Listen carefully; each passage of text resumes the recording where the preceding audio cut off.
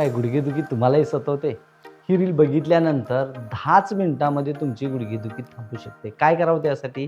5 ते 6 लसणाच्या, देशी लसूण असू द्या, कुड्या घ्या आणि ते चेचा.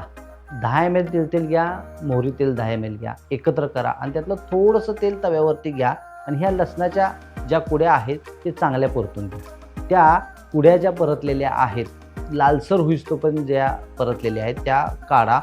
कोमट तेल करा, त्यात घाला, चांगलं मिश्रण ढवळा, गाळून घ्या आणि हे कोमट तेल जे आहे ते गुडघ्यांवरती लावा. आणि दुसरा उपाय काय महत्त्वाचा, तर शेवग्याची पाने घ्या, थोडीशी उकळलेल्या पानामध्ये टाका, हलवा, गाळून घ्या आणि ते शेवग्याच्या पानांचं पाणी गुडघ्यावरती धार धरून हळूहळूपणे त्याच्यावरती करा.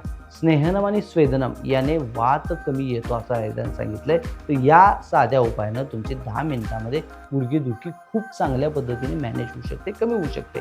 त्यासाठी पेन किलर घ्यायची काहीच गरज नाही.